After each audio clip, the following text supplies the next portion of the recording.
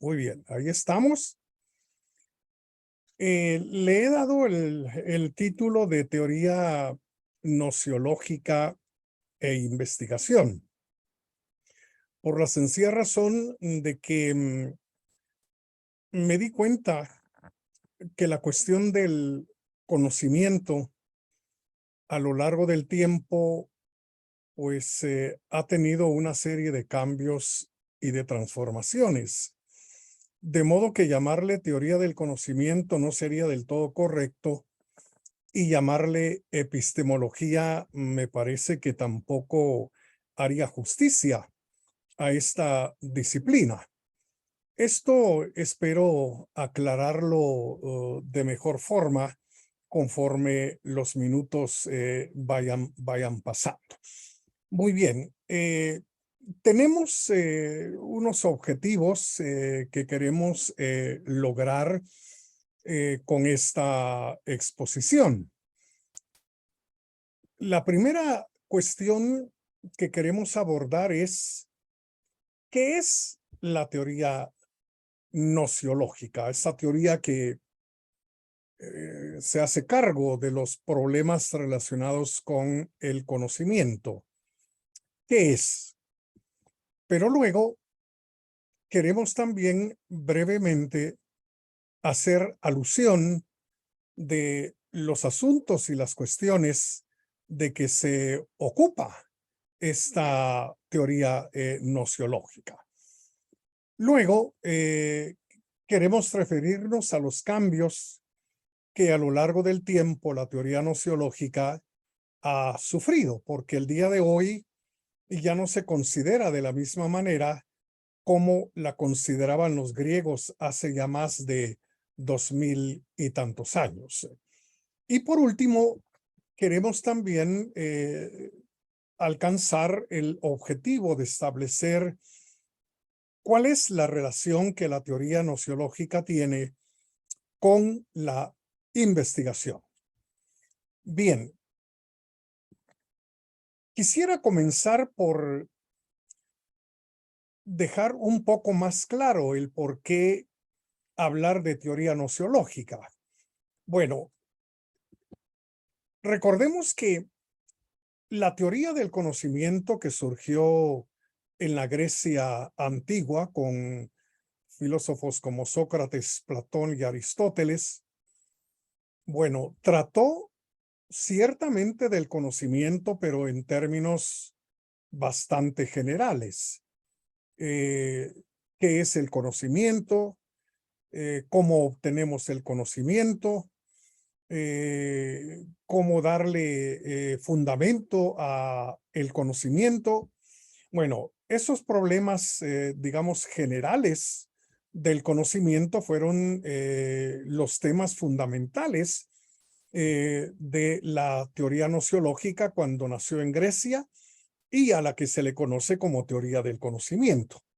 Sin embargo, después de la revolución científica del siglo XVII, la teoría nociológica sufrió un cambio de orientación, para decirlo claramente, dirigiéndose a partir del siglo XVII hacia el conocimiento estrictamente científico. Y al darse ese cambio, no es que la epistemología haya abandonado los problemas generales con los cuales se inició en Grecia, pero se le concede mucha más importancia a otros asuntos tales como el método científico, por ejemplo, sus límites, su relación con las ciencias naturales, por un lado, y su relación con las ciencias sociales, por el otro. Entonces, cuando hablamos de teoría del conocimiento, estamos hablando de ocuparnos de los problemas generales del conocer, y cuando hablamos de epistemología, nos estamos refiriendo concretamente al conocimiento que es resultado del método científico. Entonces, ahí tenemos una diferencia terminológica que creo muy importante tener en cuenta. Ahora, hablando de la evolución de la teoría nociológica, vamos a comenzar aquí por hacer un repaso muy breve de la teoría del conocimiento tal como surgió en Grecia, para luego ocuparnos de la epistemología estrictamente luego de la revolución científica del siglo XVII y finalmente nos vamos a ocupar de la epistemología postmoderna.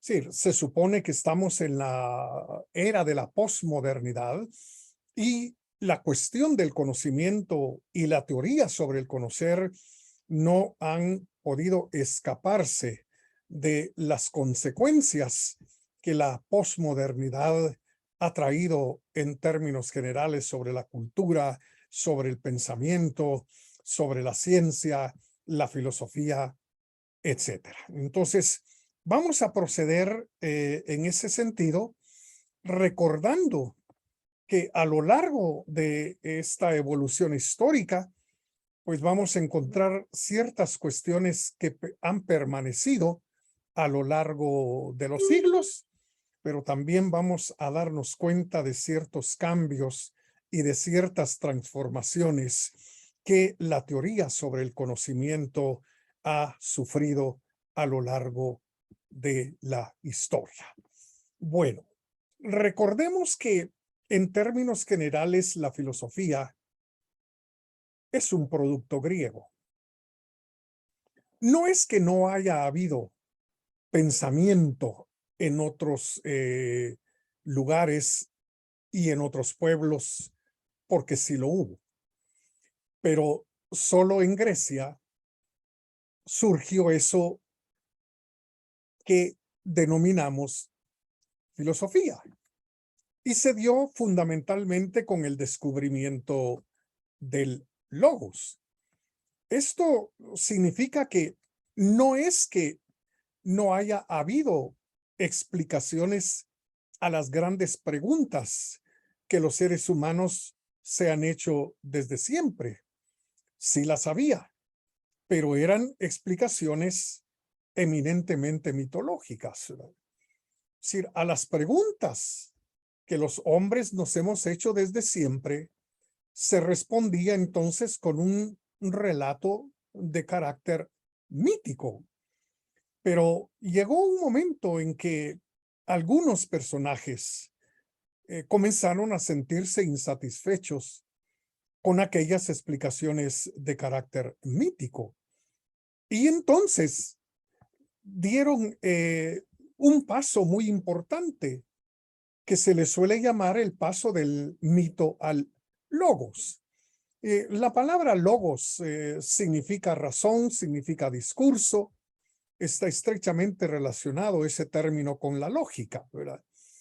Y entonces descubrieron que tanto el ser humano tiene una estructura racional que lo lleva a proponer explicaciones, respuestas a las interrogantes que se plantea, pero no solo eso, también vinieron a descubrir que el mundo posee también una estructura de carácter racional. Esto significa que el orden del universo puede ser captado por la capacidad racional del hombre, del ser humano.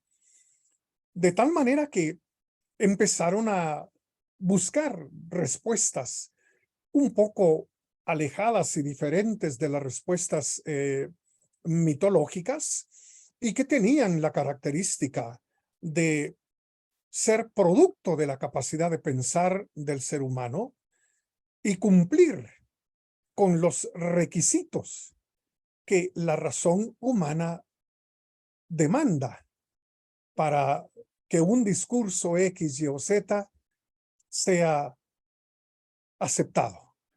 Y aceptado como algo verdadero, aceptado como algo que explica y que refleja de alguna manera el orden de la realidad. Entonces, este descubrimiento del logos como capacidad racional y el logos como estructura y orden del universo fue lo que condujo definitivamente al surgimiento de la filosofía. Pero debemos agregar otro elemento importante, la actitud teórica del griego frente al mundo.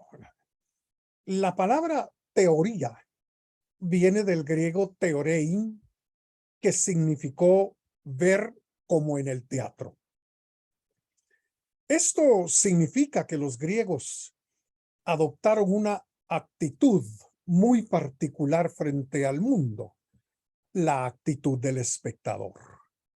Se convirtieron en espectadores de lo que ocurre en el universo, de lo que hay, de lo que pasa en el mundo. Esta actitud fue realmente importante también para, sobre todo, dejar en claro las razones por las cuales siempre se dice que la filosofía es un producto griego. Porque en otras partes como la India, como la China, pues la actitud que se tenía realmente frente al mundo era la actitud de que el hombre era parte del mismo. Y entonces ese alejamiento, ese carácter de espectador fue extraño en otras culturas y en otros pueblos. Pero los griegos vinieron a cultivar esa actitud teorética frente al mundo, esa actitud teórica frente al mundo. Ahora, las consecuencias, digamos, que esto trajo fue precisamente el surgimiento de la teoría del conocimiento. Se comenzaron los griegos a preguntar cuestiones tales como, ¿es posible conocer? Parece un asunto que no debe discutirse, pero hubo por lo menos dos posturas. Una postura que se llama dogmática o dogmatismo, que afirmaba sin lugar a dudas que el hombre puede conocer la realidad. Pero también se dio otra, la contraria, la negación de que el ser humano es capaz de conocer la realidad. Y los argumentos eran variados, ¿verdad? Uno de ellos, pues, aseguraba que no se puede conocer el mundo porque cada quien tiene su propia perspectiva del mismo, ¿verdad? Otros aseguraban que no era posible el conocimiento del mundo porque el mundo está cambiando constante y permanentemente. Parménides resumió, digamos, esa actitud diciendo que nadie se baña dos veces en la misma agua de un río, porque el agua que estaba ahí cuando se puso el pie derecho ya no es la misma cuando se introdujo el pie izquierdo, es decir, la realidad es un fluir constante y permanente, por lo que es un poco difícil llegar a conocer la realidad. Por supuesto, la posición que resultó triunfante fue la posición que afirma que sí es posible el conocimiento de la realidad, porque negar el conocimiento de la realidad pues resulta que es algo autocontradictorio. Porque si digo que no puedo conocer la realidad, por lo menos conozco algo que no puedo conocerla. Y entonces, precisamente por ser autocontradictoria, esta posición fue descartada, ¿no? Y entonces los griegos, siempre al reflexionar sobre estos temas, se ocuparon del origen del conocimiento. Bueno, ya que aceptamos el conocimiento de la realidad, ¿cómo es que obtenemos ese conocimiento? Y fundamentalmente se dieron dos posturas que se mantuvieron durante varios siglos. La primera, representada fundamentalmente por Sócrates y Platón, que afirmaba que el instrumento que tenemos para conocer la realidad es la razón. si la realidad es algo racional y nosotros tenemos una capacidad también de captarla, entonces la razón es la única fuente para obtener el conocimiento de la realidad. Pero surgió otra posición, una posición alternativa, propia de Aristóteles, quien llegó a afirmar que el instrumento que tenemos para el conocimiento de la realidad son nuestros sentidos. Esta doctrina, conocida como empirismo, afirma sencillamente que nada hay en el intelecto que no haya pasado por nuestros sentidos. Aristóteles privilegiaba sobre todo la vista y el oído como instrumentos para obtener el conocimiento de la realidad. Durante varios siglos, estas dos posiciones se mantuvieron como las únicas posibles, pero luego se vino a proponer una tercera posibilidad, la posibilidad de que tanto la razón como los sentidos jueguen un papel importante en el proceso de conocer la realidad. Esta postura, que es conocida como intelectualismo o como criticismo, bueno, tiene como gran representante al filósofo alemán Immanuel Kant. Para Kant, la razón, con sus instrumentos y capacidades, ordena los datos que provienen de los sentidos, por lo que los datos de los sentidos serían un total caos sin el concurso de la capacidad racional, que es la que se encarga de ordenar, de relacionar, de establecer nexos entre los datos que provienen de los sentidos. Igualmente, las capacidades racionales serían vacías si no contaran con los insumos provenientes de los sentidos, con los datos que provienen de la sensorialidad. Pero fueron los griegos los que comenzaron con la cuestión de dónde se origina el conocimiento y cuál es el instrumento a través del cual obtenemos el conocimiento de la realidad. Pero también los griegos se plantearon la cuestión del objeto del conocimiento. ¿Cuál es realmente el objeto del conocer? ¿Son las cosas que están allá afuera? ¿Son los hechos que están allá afuera? ¿Es todo lo que pertenece, digamos, al mundo real el objeto del conocimiento? ¿O el objeto del conocimiento son las ideas que nosotros tenemos de las cosas que están ahí afuera? Son dos asuntos completamente diferentes. Conocer los hechos en sí mismos y por sí mismos, o conocer las ideas que nosotros tenemos acerca de los hechos y de las cosas que integran el mundo e integran la realidad. Esto ha dado lugar a la postura realista, como se le suele denominar, y a la postura idealista, como también se le suele llamar a la que opina que lo que conocemos son las ideas que tenemos acerca del mundo. Pero también en relación con este asunto surgió una tercera posibilidad, la posibilidad de que los objetos y los hechos del mundo y nuestra conciencia de ellos no son cosas separadas, no son algo que se puede concebir separadamente, ¿no? Sino que vino a entenderse la conciencia que tenemos de los objetos como conciencia precisamente de algo. Somos conscientes siempre de algo, no hay una conciencia así en el aire, ¿verdad? Si cuando hablamos de conciencia, estamos hablando de ser conscientes de algo. Y ese algo es algo para una conciencia. Entonces, tanto el objeto como el sujeto aparecen aquí estrechamente interrelacionados, sin una separación, digamos, entre lo que se llama real, que está allá afuera, y lo que se llama ideal, que está aquí dentro de nosotros. Es decir, no hay realmente una separación en conformidad con esta posición propia de la época moderna. Pero la cuestión del objeto del conocimiento surgió definitivamente en Grecia. Pero también la teoría del conocimiento surgió por la preocupación acerca del producto del conocimiento.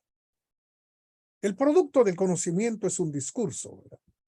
Ya sea hablado o escrito, pero también los griegos se ocuparon de que ese discurso pues deba cumplir con ciertos requisitos, ¿verdad? Aquí es donde la lógica juega realmente un papel sumamente importante, ¿verdad? Y entonces, con la lógica, tenemos a la disciplina que se ocupa de distinguir el razonamiento correcto del razonamiento incorrecto, ¿verdad? Sí, para no incurrir en falacias, para no proveer bases discutibles, no sólidas, al discurso que estamos elaborando sobre la realidad y sobre el mundo, ¿verdad? La lógica juega un papel sumamente importante en nuestra tarea de conocer el mundo, en el sentido de que un discurso sobre la realidad se puede echar por tierra por dos razones: o porque no es coherente con los hechos, o porque tiene graves contradicciones al ser elaborado ese discurso.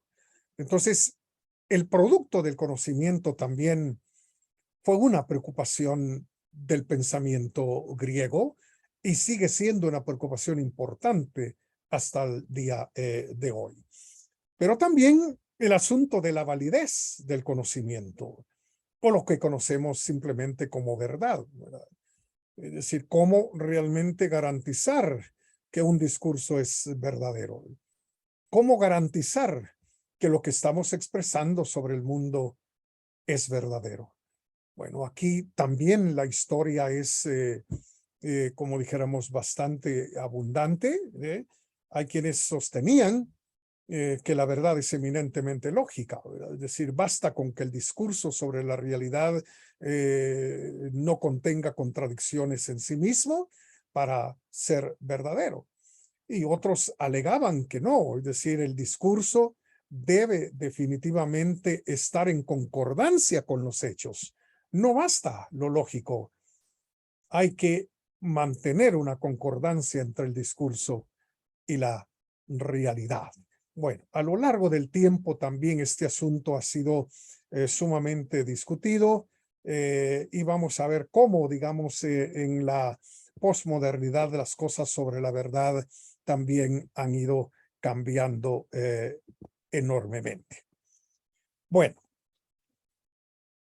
abandonamos Grecia, nos colocamos en la modernidad. Aquí surge específicamente la epistemología como la teoría nociológica sobre el conocimiento científico.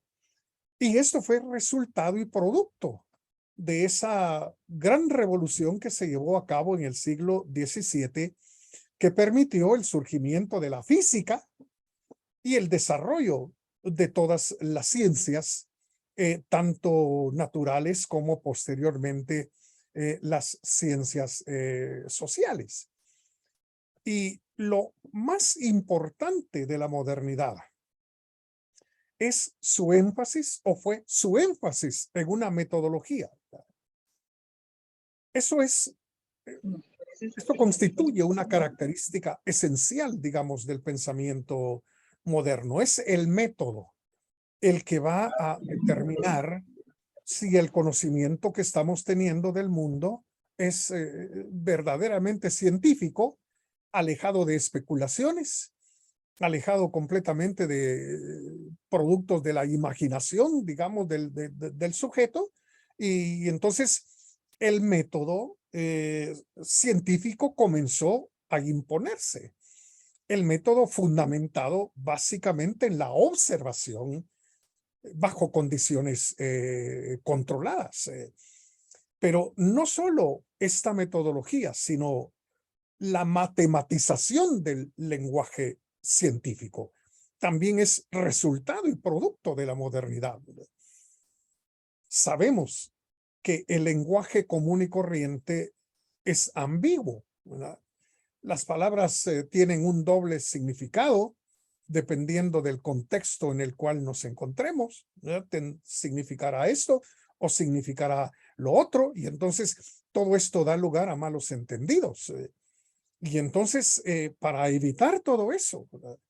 Bueno, se propuso que el conocimiento de la realidad debe ser expresado en el lenguaje de la matemática, por considerarlo sobre todo un lenguaje exacto, ¿verdad? Y que no da lugar definitivamente a opiniones diversas. Y entonces, con la idea del método y con la idea de un lenguaje eminentemente matemático, bueno, la modernidad entonces hace que la teoría nociológica tenga un cambio verdaderamente profundo, ¿verdad? Estas cuestiones no las conocieron los griegos, ¿verdad? Ciertamente la matemática fue de su conocimiento, pero no como un instrumento para expresar el conocimiento del mundo.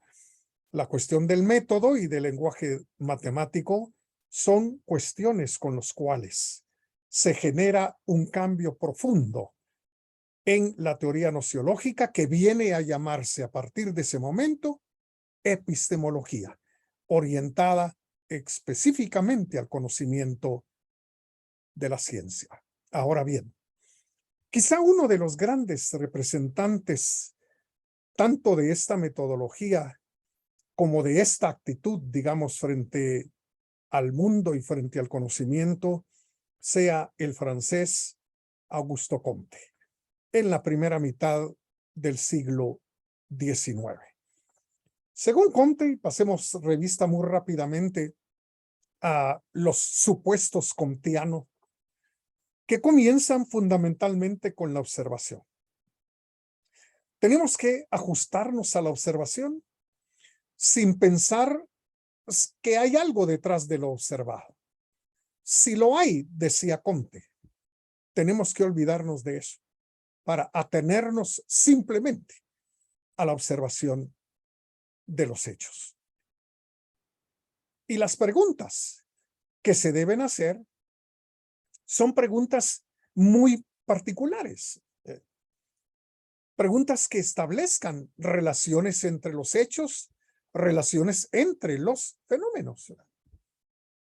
Ni siquiera hay que preguntar por la causa. Sí, la pregunta de la causa para Augusto Comte es preguntar por algo que no es garantizado por la observación, por los sentidos. No se debe preguntar tampoco por cuestiones de por qué hay un mundo, por ejemplo, por qué estamos aquí. Eso no importa, decía Comte. Lo que importa es que el mundo ahí está. Y lo que importa es que nosotros aquí estamos, pues. Y entonces la observación y nada más es lo que debe privar. Y el establecimiento de esa relación entre los hechos. Si yo me doy cuenta que luego de A se produjo B, y de nuevo veo que después de A se produjo B, entonces establezco una relación de antecedente y consecuente entre estos dos fenómenos. Y esta relación establecida entre los hechos a partir de la observación conduce, dice Augusto Comte, a la formulación de leyes. Es decir, que el trabajo y la tarea del científico es llegar a formular aquellos principios que no solo, digamos, establecen una relación en los hechos en este momento, sino también en relación con esos mismos hechos en el pasado y esos mismos hechos también en el futuro, ¿verdad? Porque se supone que aquí las relaciones son constantes, ¿verdad? Hay una regularidad de los hechos que se producen en la realidad, ¿eh? Y entonces la formulación de leyes viene a resultar sumamente importante desde la perspectiva del positivismo de Augusto Comte, ¿verdad? Ahora, según él, el conocimiento del mundo debe permitirnos tener la capacidad de predecir lo que va a ocurrir, la capacidad de anticiparnos al futuro. Ahora, esto significa para Augusto Comte que el conocimiento es sinónimo de control. Es el ser humano, en este caso el científico, quien está en el control de lo que ocurre y de lo que va a ocurrir, porque se puede anticipar, puede prever definitivamente lo que va a suceder en el futuro. Entonces, el positivismo de Augusto Comte condujo a la idea de que el conocimiento tiene una función técnico-instrumental. Si esta función no se cumple, si no nos sirve el conocimiento para manipular la realidad, el mundo, los hechos, los fenómenos, entonces resulta que conocimiento no es. Esto, por supuesto, condujo a Augusto Comte a rechazar rotundamente toda especulación filosófica. Es decir, él se encargó de anunciar la muerte de la filosofía, ¿verdad? Preparó la mortaja, la caja, la fosa, y anunció triunfante que había llegado el fin de toda especulación de carácter filosófico.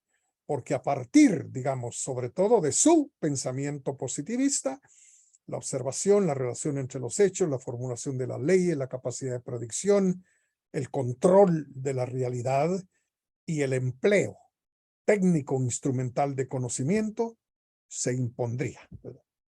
Se impondría. Este paradigma del positivismo, pues, ha durado bastante tiempo, pero hay que decir que casi desde el momento en que Augusto Comte lo planteó, bueno, surgió una enorme discusión, sobre todo acerca de los límites de esa metodología y de todas las pretensiones del positivismo. Y esta discusión sobre el positivismo surgió en las disciplinas que a ustedes les interesa. Aquellas disciplinas que tienen que ver con el ser humano, ¿sí?, la figura de la izquierda, y aquellas disciplinas que tienen que ver con la vida en sociedad, la figura de la derecha. Y entonces ya hubo quienes, insisto, en el mismo momento en que Comte está planteando el positivismo, ¿no?, pusieron realmente en tela de duda que esta metodología fuese útil para abordar las cuestiones propias del ser humano y para abordar las cuestiones propias de la vida en sociedad, empezando con la cuestión de la observación. Cuando hablamos del ser humano y su comportamiento, bueno, hay cosas que podemos ver y que podemos observar, ¿verdad? Que camina, que se mueve, que va de aquí para allá, que se agacha para recoger algo, que abre una puerta, en fin, eso lo podemos observar. Pero hay muchas cosas que están fuera de la observación. Los motivos que llevan a una persona a hacer lo que hace, ¿están a la vista de todos? No. los fines que la persona quiere alcanzar con sus acciones son medibles y expresables en número. Un poco difícil eso, ¿eh? Igual lo que ocurre en el contexto de la vida en sociedad, ¿verdad? Quienes van a una huelga, quienes van a un paro, bueno, lo único que vemos es que están allí, pero lo que no vemos son las ideas que los inspiran, ¿sí? O los ideales, o los valores que los llevan a proceder de esa manera. Y entonces cosas de esa naturaleza comenzaron a ser planteadas para señalar las grandes limitaciones del método positivista kantiano, que si se hubiera quedado en las ciencias de la naturaleza, probablemente pues no hubiera sido objeto de crítica. La cuestión es que Comte quiso aplicar esta misma metodología a la vida en sociedad. Recordemos que él es el inventor de la sociología, pues vaya, es el inventor de la sociología, disciplina a la que tendremos que hacer alguna alusión un poquito más tarde, pero digamos, la sociología nació bajo la sombría del método positivista. Y entonces, inmediatamente, insisto, comenzaron a surgir reacciones a cuales más importantes sobre las grandes limitaciones del método positivista. Y aquí tenemos por lo menos a 4 personajes que tuvieron una reacción muy particular sobre el positivismo y una actitud en contra del positivismo mismo, ¿verdad?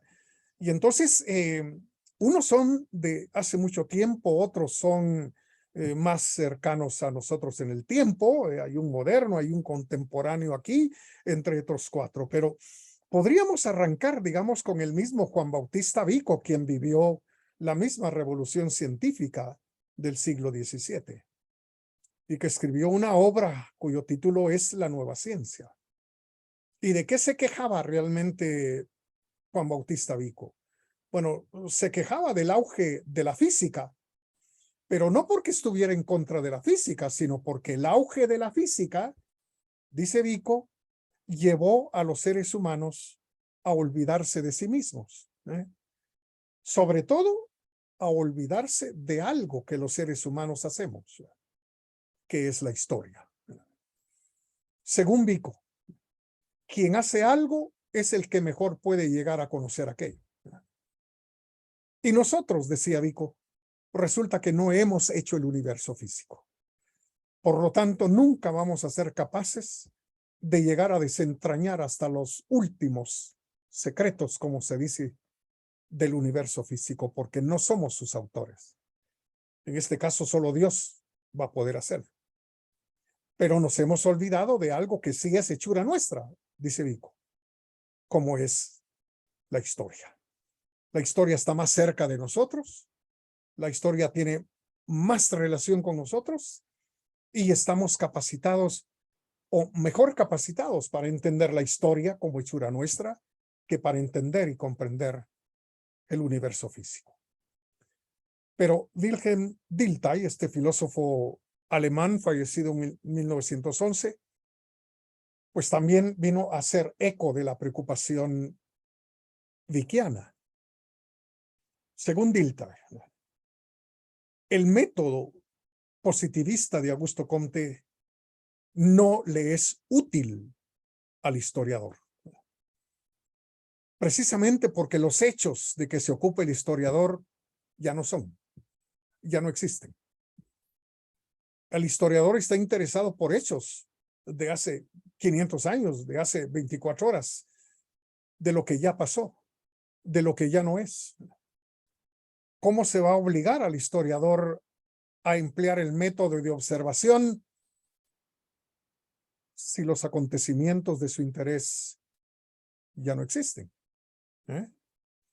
Lo único con que cuenta, digamos, el historiador, como si fuera poco, es con testimonios. Testimonios de todo tipo, de toda clase, que tienen y hacen referencia a los acontecimientos del ayer y del pasado. Y entonces Wilhelm Dilthey propuso inteligentemente que hubiera una separación entre las ciencias naturales y las llamadas ciencias del espíritu, también llamadas ciencias de la cultura, en fin, o ciencias humanas o ciencias sociales, como les llamamos hoy, porque según Dilthey se trata de hechos y de realidades a cuales más diferentes. No es lo mismo un árbol que un ser humano.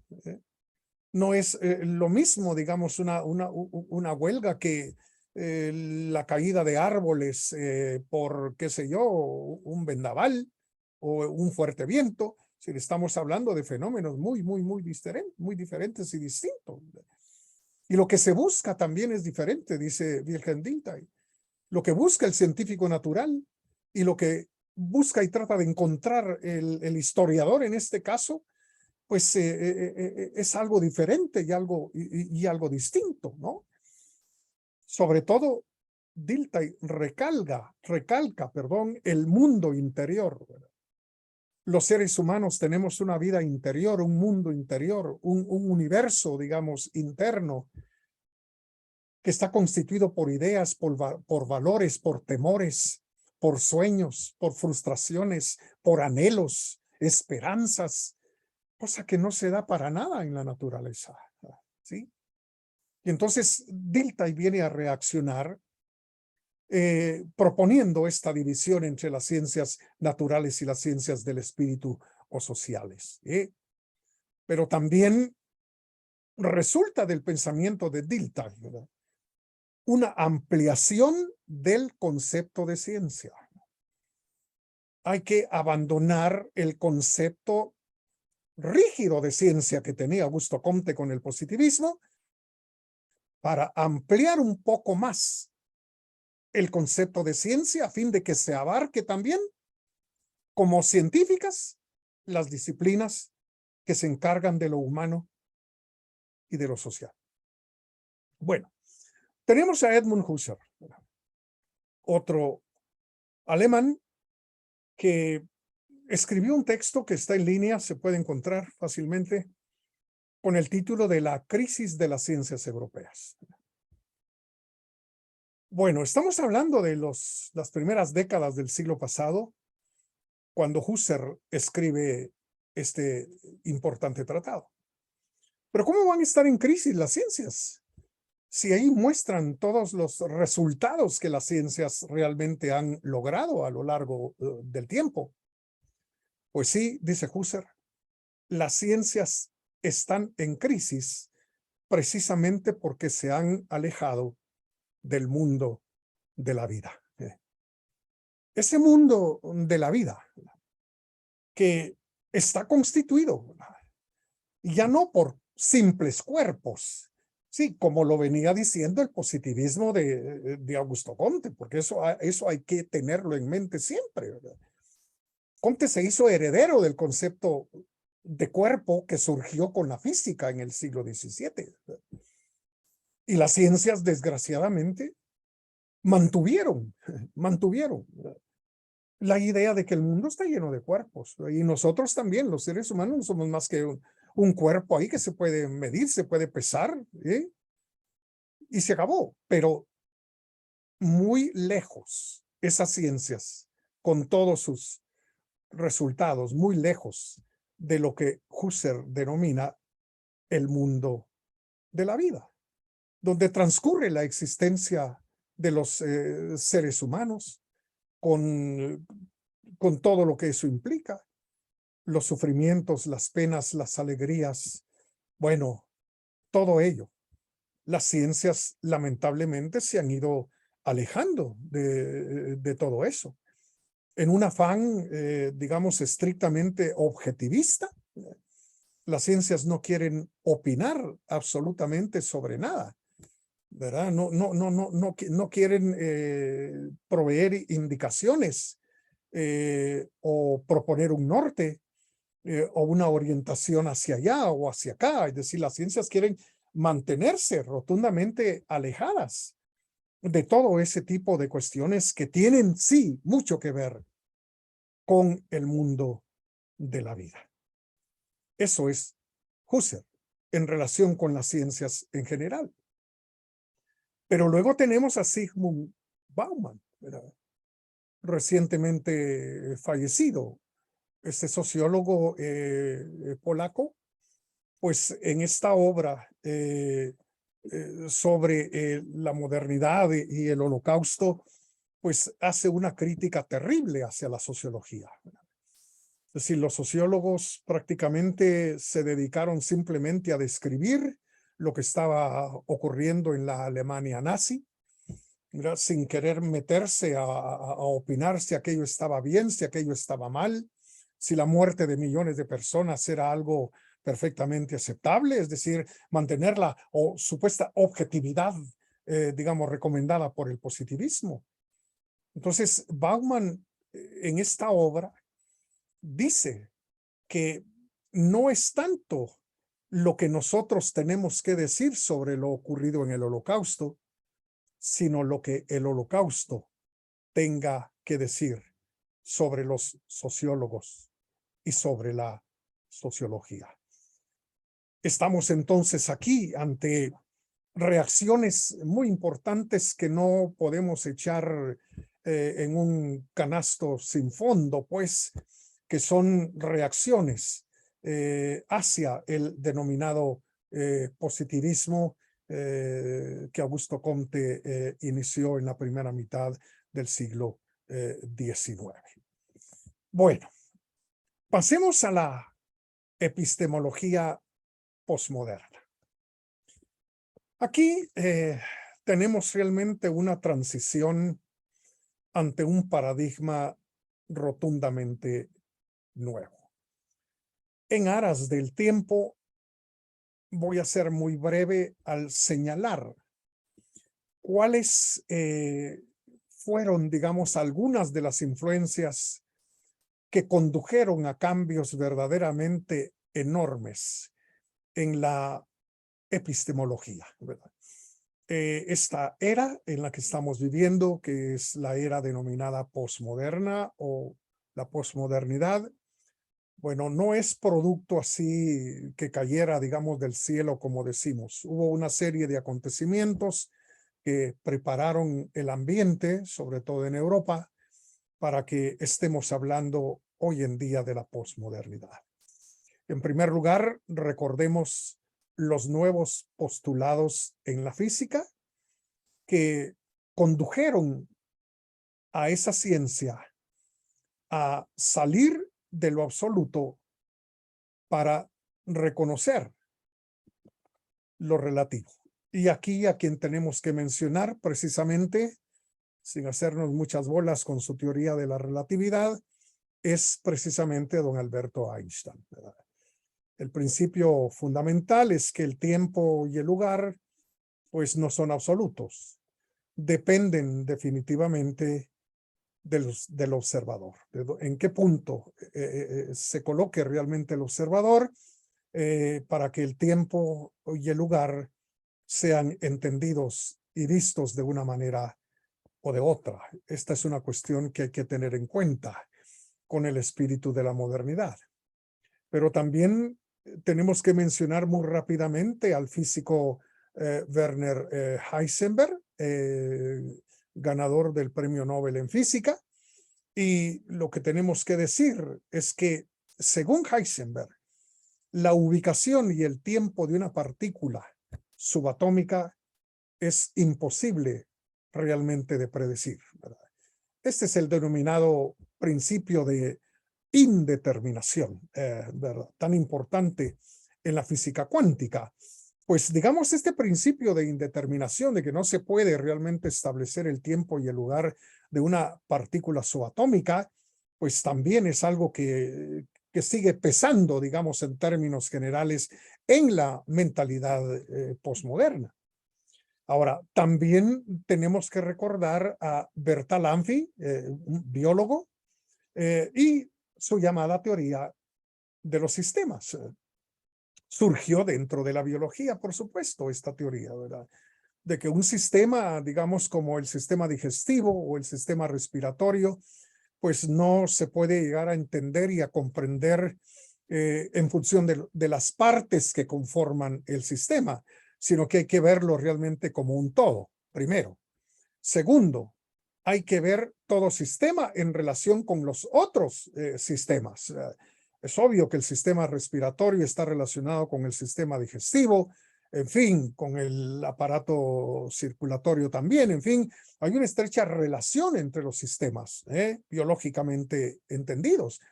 Pero también hay que tener en cuenta el supersistema, es decir, en este caso, el organismo humano en su totalidad. Pero habiendo empezado esta teoría en la biología, pues ha saltado para bien a las denominadas ciencias sociales, ¿verdad? De tal manera que un caso de alcoholismo no se puede entender ni analizar en soledad. ¿Mm? Hay que ubicarlo dentro del sistema familiar, ¿verdad? Y dentro de otros sistemas con los cuales el sistema familiar también está estrechamente relacionado, pues, ¿verdad? Y probablemente habrá que llegar hasta el supersistema que es la sociedad, dentro de la cual ese individuo dentro de su propia familia vive.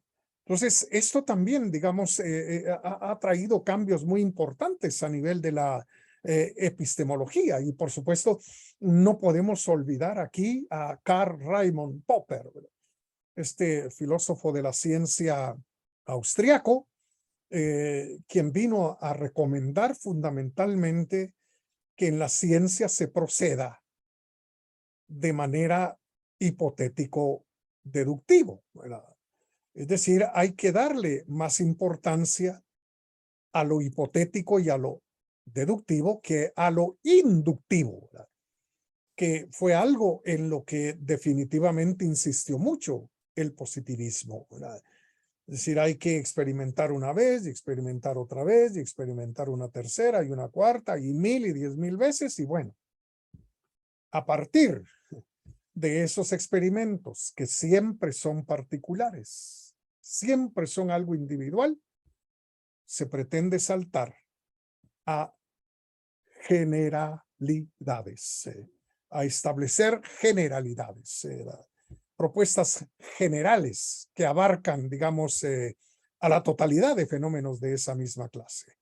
Bueno, Popper vino a decir que esa es una manera no recomendable de hacer ciencia. Primero, por lo que ya dijimos, toda experiencia es experiencia particular. No tenemos experiencia nunca de lo universal, jamás, aparte de que hay ciertas imposibilidades, ¿verdad? Como por ejemplo para afirmar que toda pieza de cobre es un buen transmisor de la electricidad. Bueno, tendríamos que experimentar con cada pieza de cobre que hay en el universo, lo cual es definitivamente imposible. De modo que con Popper se viene al suelo la insistencia, digamos, en la inducción, ¿verdad? Para proponer más bien hipótesis que tengan un carácter deductivo, ¿verdad? Y cuyas consecuencias sean congruentes definitivamente con el resto de teorías científicas que se manejan en un ámbito determinado. Pero también, y por último, aquí tenemos que mencionar a Paul Feyerabend con la llamada anarquía metodológica. Feyerabend tiene una obra que está en línea, se puede encontrar también, que se titula Contra el método. Contra el método. No es que Feyerabend esté en contra del método científico. En contra de lo que está es de que se trate el método científico como si fuera una receta. Aquí están los pasos del 1 al 8. Usted aplíquelos en ese orden y ya va a ver qué descubrimiento más fantástico el que usted va a realizar, ¿no? Decir, no es una receta realmente el método científico, dice Feyerabend. Es decir, a veces hay que ir por otros caminos, no necesariamente recomendados por el método científico. Y hay un capítulo en esa obra de Feyerabend que resulta muy interesante. Se titula Todo vale. Todo vale, ¿verdad? Entonces, a veces los científicos tienen que proceder de una manera no recomendable, a veces no haciéndole caso a otros científicos que incluso pueden ser más viejos y más experimentados, pero es la única manera de encontrar cosas nuevas, ¿verdad? Y yo creo que con esto lo que Feyerabend está recomendando es que realmente no nos pongamos una metodología que sea como una camisa de fuerza, porque eso no garantiza absolutamente nada. A veces hay que saltarse las trancas, como decimos común y corrientemente, para lograr algo que no se había logrado aún siguiendo el método como si fuera una receta. Entonces, todas estas cuestiones vinieron a generar un cambio verdaderamente enorme en la epistemología propia de la postmodernidad. Ahora bien, vamos a la última parte de nuestra exposición, que tiene que ver con qué relación hay entre todo lo que hemos venido diciendo, la teoría nociológica, la teoría del conocimiento, la epistemología y la investigación. Bueno, creo que podemos empezar con algo que ya hemos mencionado sin quererlo, así muy rápidamente. Que la metodología, digamos, propia de la investigación parece no ser suficiente, ¿verdad? Si regularmente hablamos del método cuantitativo, del método cualitativo, en fin, etcétera, pero conocer muy bien, digamos, estas dos metodologías a veces no es suficiente, no basta. Hay que penetrar realmente en la epistemología, hay que penetrar en la teoría nociológica, porque de ese modo vamos a tener una información que no nos va a dar la metodología de la investigación, información sobre cómo ha evolucionado la ciencia en general y sobre todo cómo ha evolucionado la ciencia que nosotros cultivamos o que a nosotros realmente nos interesa o en la cual estamos llevando a cabo nuestras investigaciones. Entonces, la epistemología viene a proporcionar criterios para juzgar el estado de la cuestión, ¿verdad? De cómo se encuentra el tema que a usted le interesa, de cómo se encuentra, digamos, la cuestión que usted quiere investigar, ¿sí? ¿Cómo se halla? Bueno, la epistemología contribuye mucho a eso, ¿verdad? También al estado de la cuestión se le suele llamar campo meta problema, porque es lo que está un poco más allá de lo que nosotros estamos investigando, pero que es su horizonte, ¿verdad? Es el ámbito dentro del cual ubicamos lo que nosotros estamos investigando. Entonces, ¿cómo se encuentra realmente ese campo? ¿Cómo se encuentra ese ámbito? Eso solo nos lo puede proporcionar una inmersión en la epistemología, pero también nos permite plantear el problema, obligando a formular las preguntas correspondientes. Y aquí nos vamos a introducir en el tema de el problema a investigar, el problema a ser investigado. Y entonces, en ese sentido, recordemos rápidamente que, de nuevo, para los griegos, resulta que problemas no hay en el mundo. Lo que tenemos en el mundo son hechos y son situaciones.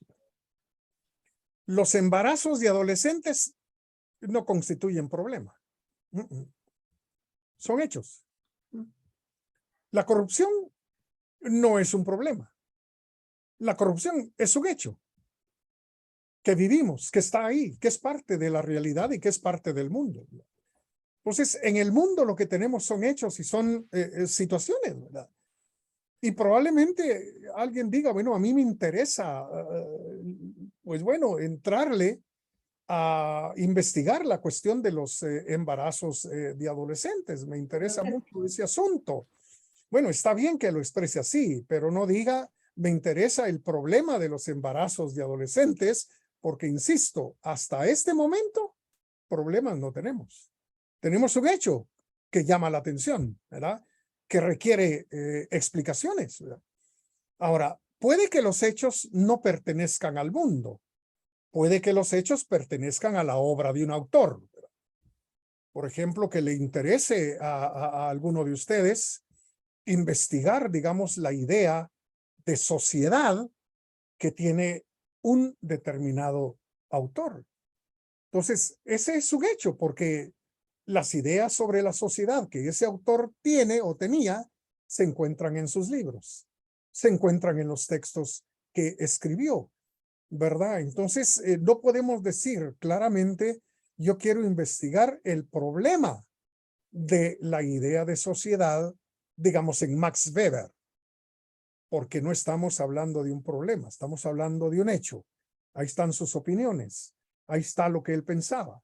Los griegos, por eso, decían realmente que problemas no hay en el mundo. Ahora, aceptar los hechos es propio de la vida diaria, carente de preocupaciones teóricas, como lo vimos al principio cuando hablamos de los griegos. Y la actitud recomendable para investigar es una actitud de carácter filosófico, que consiste en asombrarse, en maravillarse de lo que realmente ocurre, digamos, en el mundo. Y por supuesto, esa actitud de maravillarse y de asombrarse hace que surjan en nosotros una serie de preguntas. Pero bueno, ¿y esto qué es? ¿Y de dónde vino? ¿Y cómo apareció? ¿Y de qué está constituido esto? Pues, es decir, estamos realmente maravillándonos, asombrándonos y haciendo cuanta pregunta realmente se nos ocurre, ¿verdad? Por eso es que alguien ha dicho que la filosofía es un negocio de niños pequeños, porque solo los pequeñitos se hacen preguntas acerca de lo que ocurre realmente en el mundo. Y resulta que preguntar es precisamente la condición sine qua non para investigar. No hay investigación si no hay preguntas. Y entonces recordamos brevemente aquí la palabra problema y sus orígenes en la lengua griega. Problema significa literalmente algo que ha sido lanzado por alguien. ¿Por qué? Porque está constituida la palabra por un sufijo, sí, por un sufijo, un prefijo, un verbo y un sufijo. El prefijo pro significa adelante, enfrente, antes que nada. El verbo balein significa lanzar, aventar. Y el sufijo ma significa alguien, un sujeto o una persona.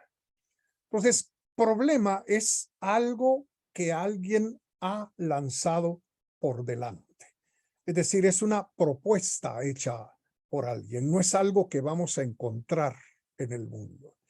Entonces, si a usted le interesa, digamos, este fenómeno, este hecho que se está dando en la sociedad, conviértalo en un problema, primero. Y lo va a convertir en un problema haciéndose todas las preguntas habidas y por haber. En el momento en que usted cuente con preguntas, definitivamente ella tiene un punto de arranque, un punto de partida.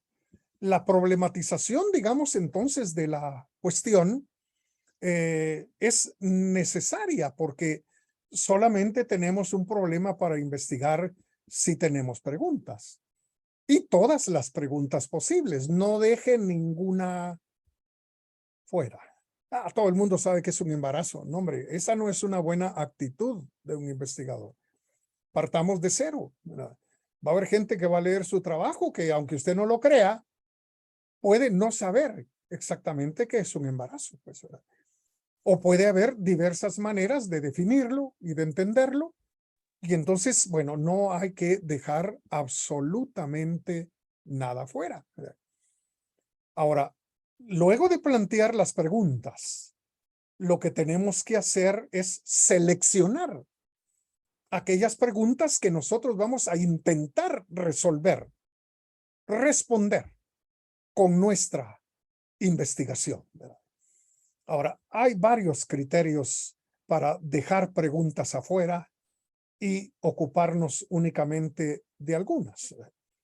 Hay cuestiones de tiempo, cuestiones de espacio, gastos también en que se puede incurrir. En fin, todo eso puede conducir a un investigador a decir, estas preguntas, aunque me interesan muchísimo, las voy a dejar a un lado y me voy a ocupar únicamente de estas. Y por supuesto, no dar por sentado absolutamente nada. Luego, organice las preguntas en un orden lógico. En un orden lógico. ¿Cuál es la función, digamos, de tener las preguntas que usted va a responder respecto a su problema en un orden lógico? La utilidad, bueno, hay por lo menos dos cuestiones aquí. Uno, esa lista de preguntas en orden lógico le va a proveer una especie de hoja de ruta que equivale al método. Una vez que respondió la primera pregunta, ya dio el primer paso en el camino de la investigación que usted está llevando a cabo. Luego procederá a la segunda pregunta. Ya estará dando un segundo paso. ¿Sí?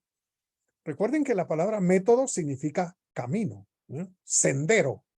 Y entonces sus preguntas establecidas, lógicamente, le indican la ruta, el camino que usted debe seguir en su investigación. Y la segunda utilidad de tenerlas en un orden lógico es que crean la estructura del trabajo final. El índice, vaya, del trabajo que usted va finalmente a escribir. Ahora, las puede dejar como preguntas o las puede transformar en oraciones declarativas o enunciativas, ¿verdad?